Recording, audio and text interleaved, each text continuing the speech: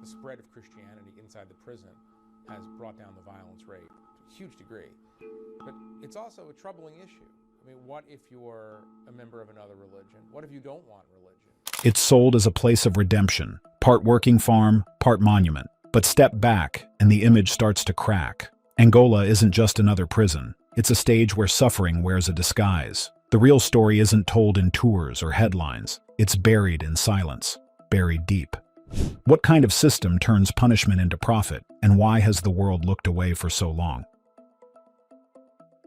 Angola's difficult past, born from slavery's ashes.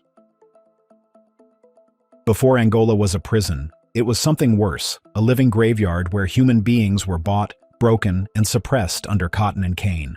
What started as a plantation didn't just become a prison. It evolved into one of the most feared institutions in America, and its soil has never stopped swallowing lives. It all began in the 1830s on a stretch of land so wide it hugged the Mississippi like a belt, 18,000 acres of green fields and muddy banks owned by Isaac Franklin. But Franklin wasn't a farmer. He was one of the South's most ruthless slave traders. This land was his factory of suffering. Enslaved men, women, and children were forced to work sunup to sundown, slicing through cane, picking cotton with fingers already bloodied. They didn't rest or earn a penny. They only endured. The sound of cracking whips became a constant background noise, as it became a reminder that you don't stop working or slow down. Following Franklin's death in 1846, the land simply passed to the next name, the next overseer, and the next chapter of cruelty. And then, in 1880, the state of Louisiana stepped in, not to liberate the slaves, but to repurpose the cruel land. They turned the plantation into a prison and called it the Louisiana State Penitentiary. Locals started calling it something else, Angola, named after the African country from which many of the enslaved had been stolen. But changing the name didn't change the fate.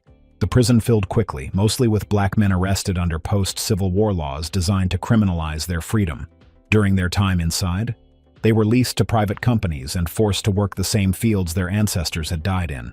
Armed guards replaced slave drivers. Wages were a joke, and beatings weren't rare. They were routine. Sickness spreads faster than hope. Those who died were buried along the river with no name, no stone, and no goodbye. This was beyond a prison system. It was slavery with new paperwork, and Angola thrived on it. Surrounded by water on three sides, the prison was a fortress of isolation. Escape wasn't just impossible, it was unimaginable. You could see freedom across the river, but never touch it. Not alive. But this wasn't the end of the nightmare. It was only the beginning. Because Angola didn't just inherit slavery's chains, it forged new ones in blood. Blood on the fields. Angola didn't earn its nickname, America's bloodiest prison, from headlines. It earned it from scars, the screams, the blood, the broken bones. None of it stopped when slavery ended. It just changed uniforms. The year was 1901. The convict lease system was officially over, and on paper, Angola came under full state control. But on the ground, nothing really changed. The chains stayed on, only the paperwork was different. Running the show was Samuel Lawrence James, a former Confederate officer who treated Angola like it was still a battlefield. He was the law, the judge, and the executioner. Under James, the prison was less about justice and more about power and pain. Most of the inmates were still black. Most had been locked up under Jim Crow laws for crimes like loitering or stealing food, and most were thrown into the same fields where their ancestors had once picked cotton, only now there was barbed wire, rifles, and even less mercy. They worked from sunup until their legs gave out. Heatstroke, infections, and starvation weren't unusual, they were expected. You slowed down, you got whipped. You looked the wrong way, and you might not walk again. By the 1930s, Angola was a horror story told in whispers. Inmate-on-inmate stabbings became routine, and the facility was overcrowded. The guards barely intervened unless they wanted to send a message with a club. Then came 1951, the protest no one could ignore. 31 men pushed past their breaking point, sliced their own Achilles tendons just to stop the pain of forced labor. They didn't run, they didn't scream, they just collapsed in the fields, bleeding under the sun, waiting to be dragged away. Their message was clear: we'd rather never walk again than keep living like this. But Angola didn't flinch. The men were thrown into punishment cells, tiny, sweltering boxes meant to break whatever spirit they had left. There was no treatment or compassion. And inside those walls, the violence only escalated with gang rivalries and turf wars. Also, the guards, under James's brutal command, cared more about keeping order than keeping anyone alive. But in a place designed to crush the human spirit, something dangerous started to grow: resistance. The Red Hat block's reign of terror. You didn't walk into Red Hat. You were dragged there, marked, isolated, and forgotten. And once inside, you didn't come out the same, if you came out at all. After a bloody escape attempt in 1933 left 3 people dead and prison officials scrambling for answers, Angola's solution wasn't more security, it was fear. A new kind of punishment and a building so cruel it would become a legend. They called it Red Hat. Tucked deep inside Angola's 18,000 acres, Red Hat was small, low, and mean-looking, the kind of place that felt like it could swallow a man whole. The inmates sent there wore hats painted bright red, a warning sign, like a target on their heads. Most hadn't killed or rioted, some just refused to work, while others talked back. The punishment didn't stop at the hat. The cells were narrow enough to touch both walls at once. There were just bars and a view of nothing. Summer turned those concrete boxes into ovens, and winter brought a chill that cut through skin. And the silence. That was the worst part. Men whispered just to hear something human. Some spoke to cracks in the wall like they were old friends. Others scratched messages into the bricks, carving out proof they were still alive. Guards didn't need reasons to hit you, just that you were there. One wrong move, one wrong word, and the club came down. You learned quickly that pain was part of the schedule. The cell was crawling with rats. The food consumed by Red Hat prisoners was leftovers from the prison cafeteria. By the 1950s, Red Hat wasn't just feared, it was cursed. Stories spread through the prison like wildfire. "Don't end up in the hat," they'd whisper, because men came out broken, if they came out at all. Even when the block was finally shut down in the 1970s, its shadow didn't go away. The culture it created, the control, the cruelty, the silence, stayed in the bones of Angola. But while one cage closed, another opened wide in the fields, under a punishing sun, where a different kind of sentence still plays out every single day. If this story is hitting you already, go ahead and tap that like button. It helps more people uncover what's really happening. Modern slavery under the sun.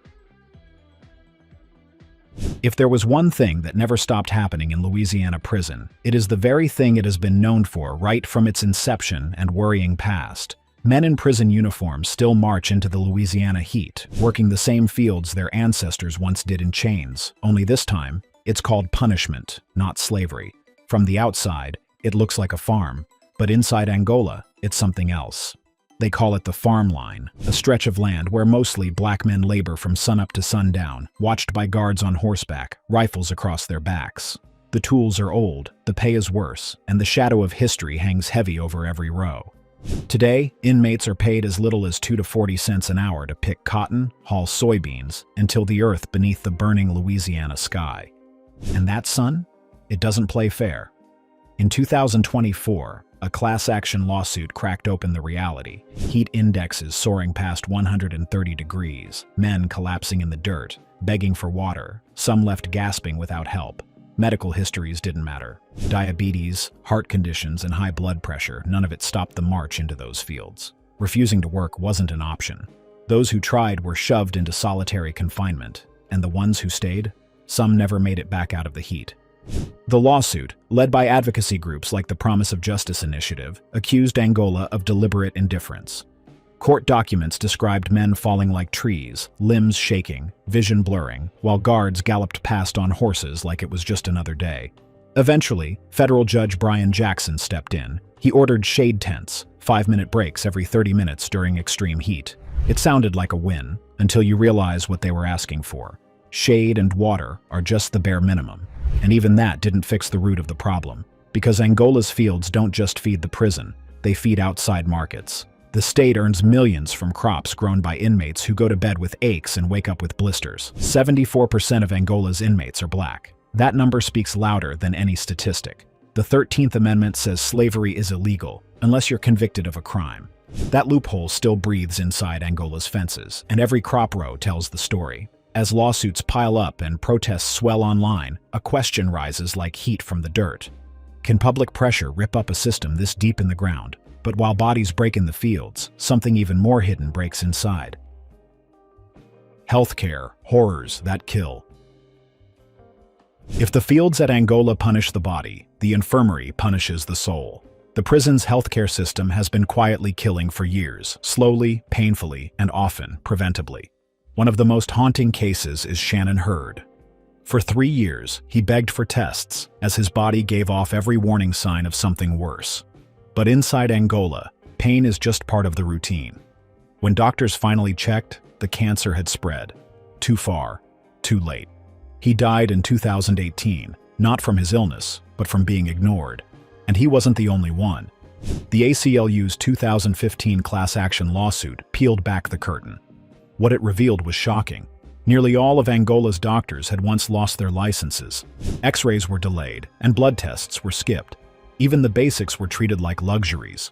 You were more likely to be handed an excuse than actual medicine. Imagine being diabetic in a cell with no working fan, or having a heart condition and being told to sleep it off. There were no regular meds, no follow-ups, just heat, hunger, and hope that tomorrow someone might care. Even Judge Shelley Dick, who ruled in 2021 that Angola's care was constitutionally deficient, couldn't believe the extent of it. And yet, it didn't stop. The most basic care, clean beds, cool air, and simple medication, were often missing. Angola's elderly population, many of them lifers, faced aging with no geriatric care, no wheelchairs, and no dignity. This wasn't neglect, it was a pattern. Court orders for reforms were signed, but on the inside, men still waited days for a band-aid. Change was promised, but change moves slower than death, and so the bodies keep piling up, the lawsuits grow, and every ignored cry echoes a little louder. But if adults are left to suffer in silence, what happens when it's the youngest behind those bars? Juveniles in hell.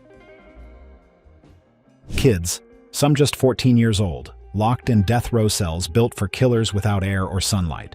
How did a place designed for executions become home to children?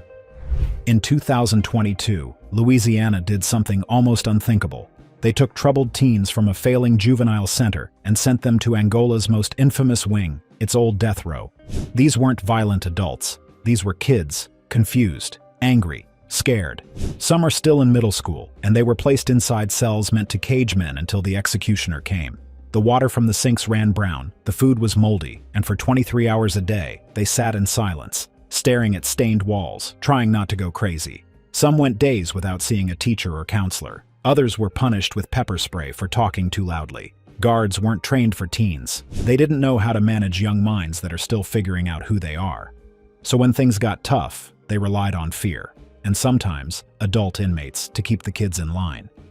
Court records from 2023 revealed a system collapsing under its own cruelty. Civil rights groups rushed in, and the ACLU slammed the state for turning children into collateral damage. These weren't hardened criminals. They were kids lost in the cracks. The public outrage was loud.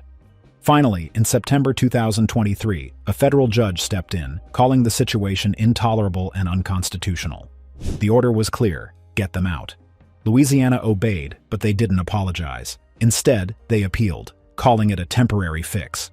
The teens were gone, but the scars, they'll last a lifetime. And behind those walls, one question still lingers. If this could happen to kids, what does that say about the system built to correct?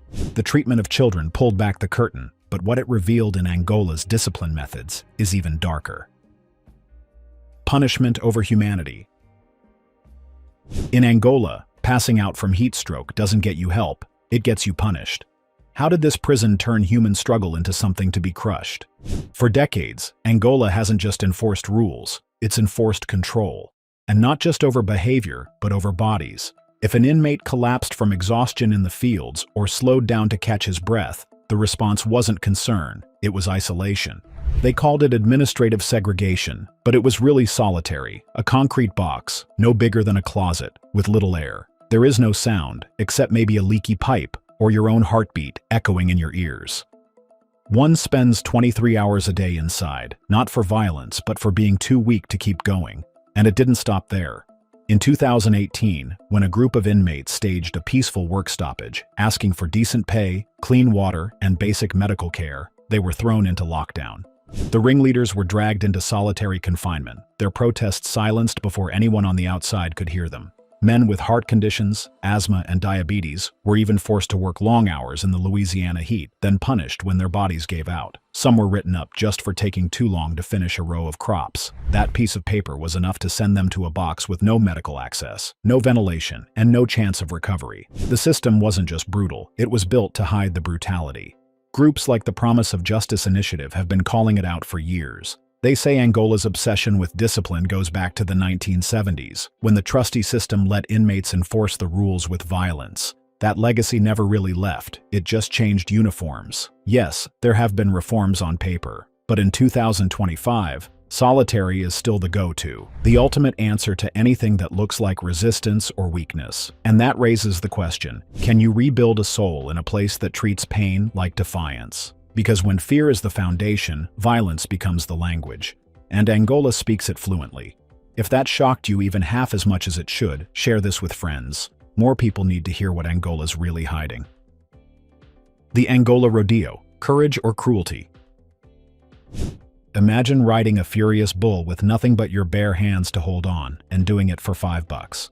That's not a movie scene. That's Angola's prison rodeo. Since 1965, thousands of people have packed into bleachers, popcorn in hand, to watch inmates risk life and limb inside a dirt-ringed arena. The scene plays like a twisted county fair, roaring crowds, striped jumpsuits, and 2,000-pound bulls throwing men like rag dolls. To the outside world, it's marketed as rehabilitation, a moment for inmates to feel human again. But inside the gates, the story shifts. Many of these men, most of them black, are offered just a few dollars, a handshake, or vague promises of small privileges to step into that ring. Some join, hoping for a sentence reduction. Others, just to escape the boredom and brutality of the yard. And the risk, it's real. Bones snap, faces split, concussions are common, and so are broken ribs, and most of these inmates wait for days for help. While the crowd cheers, the prison cashes in about $450,000 a weekend from ticket sales, food stands, and t-shirts. Meanwhile, the riders walk away, if they're lucky, with injuries and $5 payouts. Critics have called it what it looks like, a gladiator show, a spectacle built on desperation. The ACLU and others say it's exploitation dressed up as entertainment, using pain to sell popcorn. But Angola defends it. Officials say the rodeo gives inmates purpose, and it teaches responsibility, while offering a rare moment of connection with the public. And maybe that's true, for some. But when coercion is part of the deal, and when broken bodies are left behind, the line between opportunity and abuse gets harder to see. Wrapped in the Mississippi's loop, Angola's arena sits like a stage built to distract. Tourists come for the thrill, not the truth. And the truth is, this isn't just a rodeo. It's a business, and a profitable one at that. Because while the crowd watches the bulls, the real beast hiding behind the gates is the money machine driving it all. The prison industrial machine. What if your morning cereal or frozen dinner was grown by men in chains, working for pennies, behind razor wire? This is Angola's real cash crop. Behind the fences and guard towers, Angola runs one of the largest prison farms in the country. We're talking 18,000 acres, corn, soybeans, cotton, planted, picked, and packed by inmates earning between 2 and 40 cents an hour. And most of them, black men serving long sentences. Some for crimes that wouldn't even land a jail stint elsewhere. From a distance, it looks like farming. But zoom in, and it starts to resemble something far older and far darker. Picture rows of men bent over in the heat, outdated tools in hand, while guards patrol on horseback with rifles. The echoes of the plantation era are hard to miss. But here's the twist. Those crops don't just feed the prison.